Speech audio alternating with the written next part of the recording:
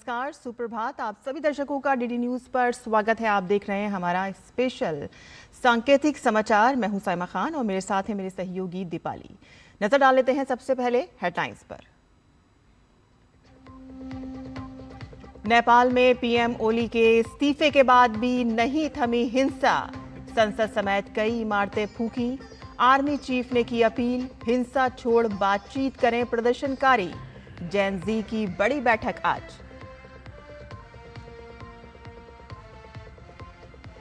पड़ोसी देश नेपाल के हालात पर पीएम मोदी ने जताई चिंता। कहा कि नेपाल में स्थिरता भारत के लिए जरूरी। यूपी, उत्तराखंड और दिल्ली में चौकसी बढ़ी।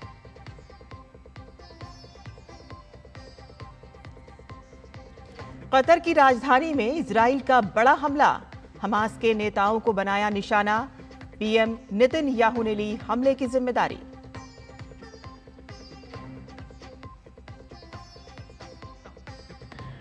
नवनिर्वाचित उपराष्ट्रपति सीपी राधाकृष्णन को बधाई देने वालों का लगा तांता। प्रधानमंत्री ने की मुलाकात। एनडीए कैंडिडेट्स के पक्ष में 15 सांसदों ने की क्रॉस वोटिंग।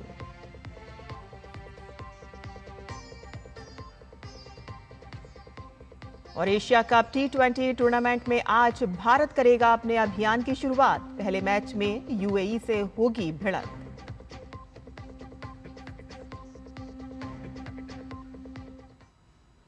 समाचार विस्तार से। नेपाल में प्रधानमंत्री केपी शर्मा ओली के इस्तीफे के बाद भी हिंसा थम नहीं रही है, जिसके बाद अब नेपाली सेना ने मोर्चा संभाल लिया है। सेना ने अन्य सुरक्षा एजेंसियों के साथ मिलकर कल रात 10 बजे से सैनिकों की तैनाती कर दी। ये तैनाती देश में जेन जी के हिंसक विरोध प्रदर्शन के बाद की गई है। प्रदर्शनों की आड़ में नेपाल में उपद्रवियों ने जमकर उत्पात मचाया। सेना ने उपद्रवियों से लूटपाट और आगजनी से दूर रहने का अनुरोध किया है। नेपाली सेना के चीफ ने प्रदर्शनकारियों से हिंसा छोड़ बातचीत करने की अपील की है। बढ़ती अशांति के बीच सभी हवाई अड्डों पर उड़ान संचालन अस्थायी रूप से स्थगित कर दिया गया है और इस बीच अब सबकी निगाहें आज होने वाली जेन जी की बैठक पर टिकी हुई हैं। नेपाल में हिंसक प्रदर्शन के दौरान अब तक 22 लोगों की मौत हो गई है और करीब 500 से अधिक लोग घायल हुए हैं। प्रधानमंत्री नरेंद्र मोदी की अध्यक्षता में कल केंद्रीय मंत्रिमंडल की सुरक्षा समिति की बैठक में नेपाल के घटनाक्रम पर चर्चा की गई। प्रधानमंत्री ने सोशल मीडिया पोस्ट में कहा कि नेपाल में हिंसा हृदय विदारक है।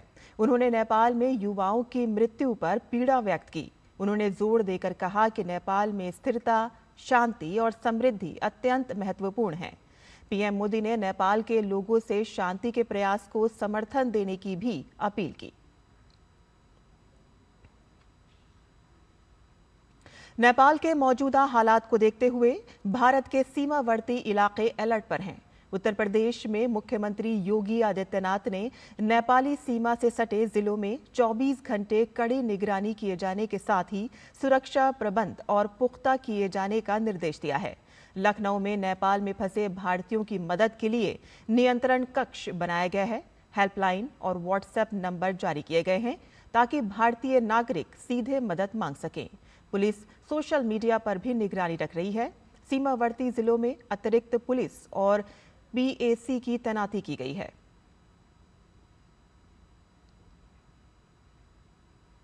पड़ोसी देश नेपाल में बने राजनीतिक हालातों को ध्यान में रखते हुए उत्तराखंड के मुख्यमंत्री ने अंतर्राष्ट्रीय सीमाओं से जुड़ी सुरक्षा पर पुलिस और प्रशासनिक अधिकारियों की एक बैठक बुलाई। वीडियो कॉन्फ्रेंसिंग के माध्यम से बुलाई गई मीटिंग में सुरक्षा स्थिति की गहन समीक्षा की गई। धामी ने अधिकारियों को नेपाल सीमा पर सघन जांच अभियान चलाने और किसी भी असामाजिक व विघटनकारी तत्वों की गतिविधियों पर कड़ी नजर रखने के निर्देश दिए। धामी ने भारत सरकार द्वारा जारी सुरक्षा दिशा निर्देशों का कड़ाई से पालन करने के निर्देश भी दिए और आवश्यकता अनुसार अतिरिक्त सुरक्षा बलों की तैनाती के आदेश दिए।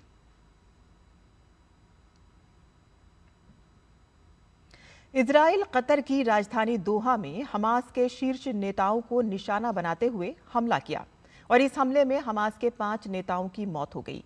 इजरायली रक्षा बलों ने कहा है कि इस हमले का लक्ष्य हमास आतंकवादी संगठन के वरिष्ठ नेताओं को निशाना बनाना था, जो 7 अक्टूबर के हमास हमले के लिए जिम्मेदार हैं। आईडीएफ ने कहा कि वह हमास के खिलाफ दृढ़ संकल्प के साथ ऑपरेशन जारी रखेगा।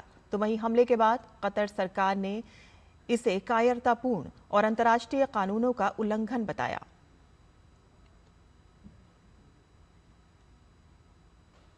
भारत ने दोहा में इजरायली हमलों के बाद चिंता व्यक्त करते हुए संयम बरतने और कूटनीति से काम लेने का आह्वान किया है। विदेश मंत्रालय के बयान में कहा गया कि भारत घटनाक्रमों और क्षेत्र की सुरक्षा स्थिति पर इनके प्रभावों के बारे में अत्यधिक चिंतित है। भारत क्षेत्र में शांति और सुरक्षा के लिए कूटनीति से काम लेने का आग्रह करता है।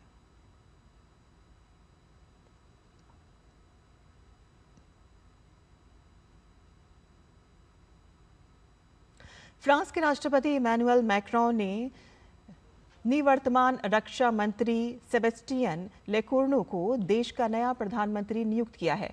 पूर्व प्रधानमंत्री फ्रांसवा बायरू को अलोकप्रिय मितव्ययी योजनाओं के कारण संसदीय विश्वास मत में पद से हटाए जाने के एक दिन बाद ये नियुक्ति की गई है।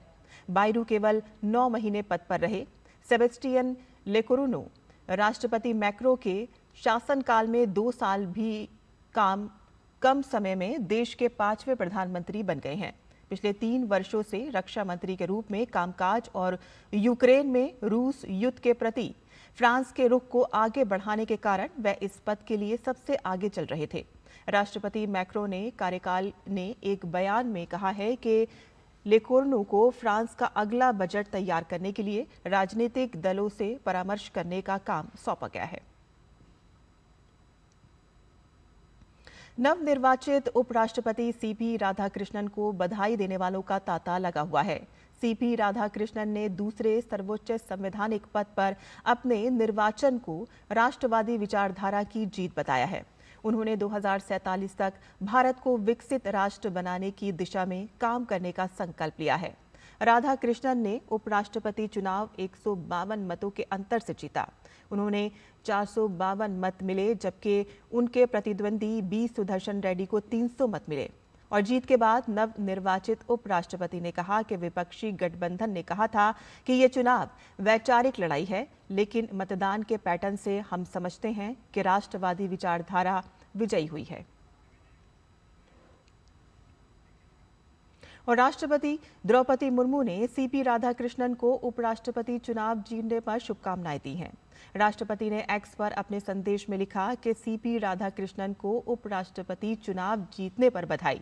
सार्वजनिक जीवन में अपने दशकों के समृद्ध अनुभव राष्ट्र की प्रगति में महत्वपूर्ण योगदान देंगे। आपके एक सफल और प्रभावशाली कार्यकाल के लिए शुभकामनाएं।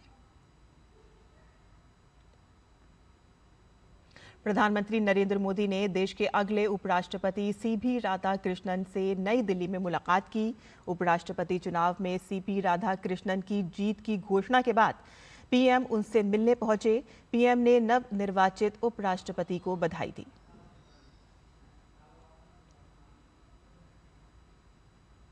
और दुबई में आयोजित हो रहे एशिया कप T20 टूर्नामेंट में आज भारत अपने अभियान की शुरुआत करेगा।